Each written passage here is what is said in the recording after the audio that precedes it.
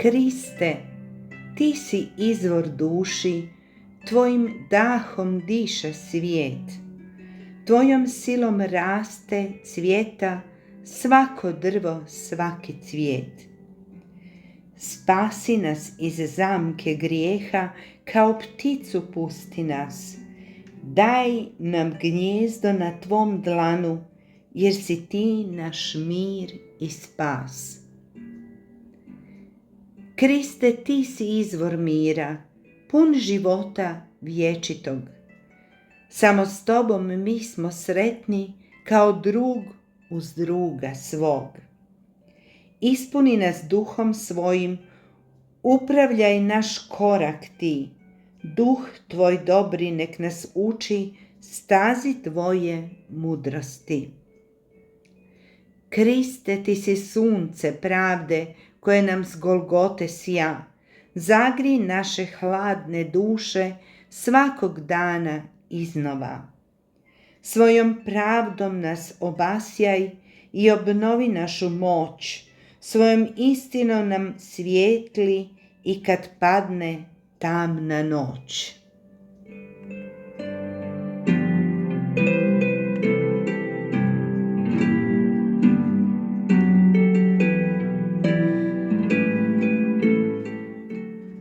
Osvojili su gradove tvrde i zemlju plodnu i naslijedili kuće pune svakog dobra, isklesane zdence, vinograde, maslinike i mnogo plodnog drveća.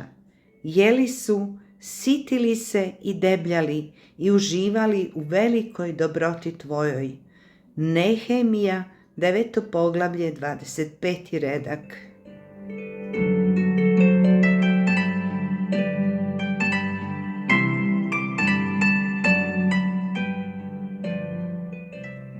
Izvor svakog blagoslova.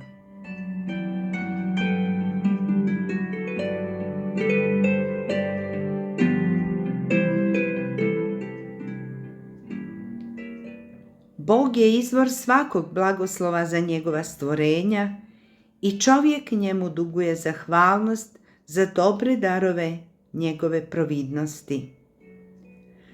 On koji svima daje životni dah i sve ostalo. Djela 17. poglavlje, 25. redak.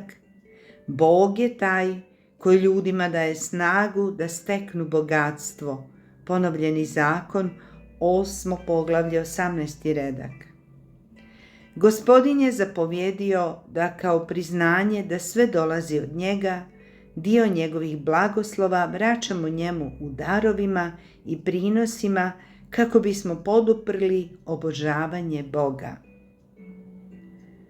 Prvi plodovi zemlje uvijek su se posvećivali njemu. Tako se narod stalno podsjećao da je Bog istinski vlasnik njihovih polja i stada, da im on daje sunce i kišu za sijanje i žetvu, da je sve što posjeduju njegovo stvorenje i da ih je on učinio povjerenicima njegovih dobara. U 7. je mjesecu bio blagdan Sjenica ili blagdan Berbe. Ovim se blagdanom priznavalo Božje obilje u plodovima voćnjaka, maslinika i vinograda. Bilo je to glavno blagdansko okupljanje naroda u godini. Zemlja je dala svoje plodove, žetva je bila sakupljana u žitnice, voće, ulje i vino bilo je spremljeno, prvi plodovi prineseni i narod je sada došao sa zahvalnošću Bogu koji ih je tako bogato blagoslovio. Ovaj je blagdan prije svega trebao biti prilika za radost. Budući da su žetveni dani bili završeni, a poslovi nove godine još nisu počeli, narod je bio bez briga, te su se mogli predati svetom, radosnom utjecaju trenutka.